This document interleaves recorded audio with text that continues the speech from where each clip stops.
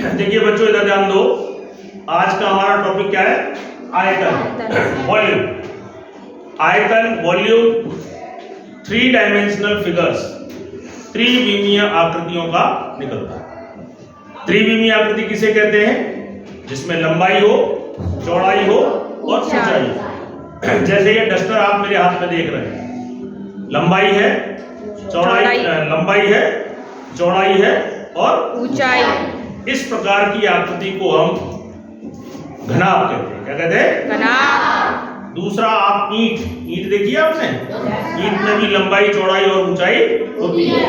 ये बक्सी आप देख रहे हो, गणित किट की, मतलब लंबाई, चौड़ाई और ये ऊंचाई। आपका बक्सा, आपकी पुस्तक, आपकी किताब, ये सभी जो हैं वो घनाभ के उदाहरण। और इनके घनाभ का जो आयतन है उसको निकालने का सूत्र है लंबाई गुणा चौड़ाई गुणा ऊंचाई। तो देखिए यहाँ पर, क्योंकि लंबाई मीटर या सेंटीमीटर में नापी जाती है, चौड़ाई भी मीटर सेंटीमीटर में, ऊंचाई भी मीटर और सेंटीमीटर में नापी जाती है। तो centimetre into centimetre into centimetre, यानी कि सेंटीमीटर क्यूब या घन सेंटीमीटर होगा। इसलिए इसका मात्रक क्या होगा?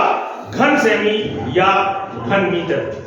अगर सभी इकाई मीटर में है तो घन मीटर, अन्यथा के सेंटीमीटर में तो घन सेंटीमीटर। मान लीजिए मैं एक उदाहरण लेता हूं कि एक आपका ये जो डस्टर है छोटा है, जिसमें 3 सेंटीमीटर तो उसकी लंबाई है। कितनी? 3 सेंटीमीटर। लंबाई 3 सेंटीमीटर और चौड़ाई 2 सेंटीमीटर और ऊंचाई कितनी है? 2 सेंटीमीटर। लंबाई 3, चौड़ाई और ऊंचाई 2। तो देखिए अब हम यहाँ पर इसका आयतन निकालते हैं। तो आयतन क्या? लंबाई के लिए कितना आ जाएगा?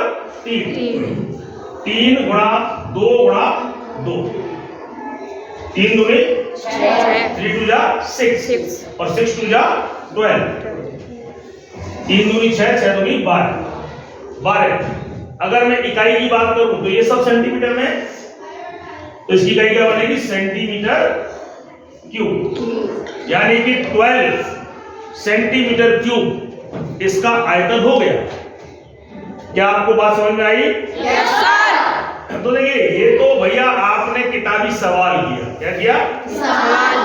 तो भैया लंबाई इतनी, चौड़ाई इतनी, ऊंचाई इतनी, आपने सूत्र में रख करके हल कर लिया। लेकिन कहीं ना कहीं आपने सवाल तो कर लिया, लेकिन अभी भी आयतन का जो एक्चुअल मीनिंग है वो अभी शायद आपको पूर्ण रूप से समझ में नहीं आया हो। आइए इसी चीज को मैं इस प्रैक्टिकल से करके देखते हैं। आप देखिए यहाँ पर ये कितने गिनिए, लंबाई कितनी है? 1 2 3। लंबाई कितनी है? 3। चौड़ाई कितनी है? 2 और ऊंचाई कितनी है? 2। तो हल करके हमने कितना पाया? 12 सेंटीमीटर क्यूब। इसका मतलब ये हुआ कि अगर मैं इसके 1-1 सेंटीमीटर के टुकड़े करूं,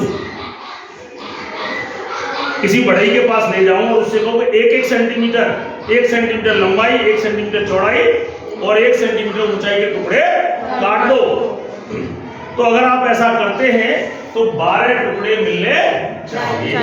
देखो आओ हम करके देखते हैं, तो 12 मिलना ही नहीं।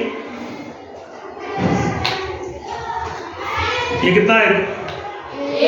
1 2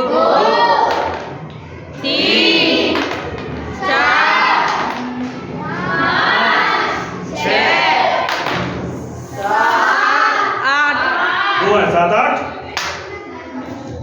9 10 11 12। तो ये 12 गिनती में जो 12 ये टुकड़े निकले। देखिए अगर मैं बढ़ई के पास जाता और उससे कहता कि 1-1 सेंटीमीटर के टुकड़े काट दो, तो इस तरह काट रहे 1 सेंटीमीटर लंबा, 1 सेंटीमीटर चौड़ा और 1 सेंटीमीटर ऊंचा। तो ऐसे 12 टुकड़े मिलने चाहिए, 1-1 सेंटीमीटर के 12, क्योंकि इसकी लंबाई, चौड़ाई, ऊंचाई सभी 1-1 है, इसलिए घन कहलाएगा। क्या कहलाएगा? घन।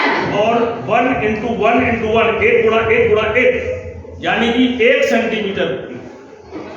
इसका आयतन की बात करूं इसकी, तो 1 centimetre cube, 1 centimetre, 2 centimetre, 3 centimetre, इस तरह कितने 12 सेंटीमीटर क्यूब। यानी जब कभी भी तुम इस तरह के लकड़ी के टुकड़े को काटोगे तो उसमें 12 एक सेंटीमीटर के इकाई के टुकड़े कटेंगे। अगर ये मीटर में होते तो ये 12 टुकड़े 1 मीटर, 1 मीटर लंबाई, 1 मीटर चौड़ाई और 1 मीटर ऊंचाई, 1 मीटर के बड़े बड़े टुकड़े, लेकिन मिलते कितने 12 ही मिलेंगे। क्या आपके बात समझ में आई?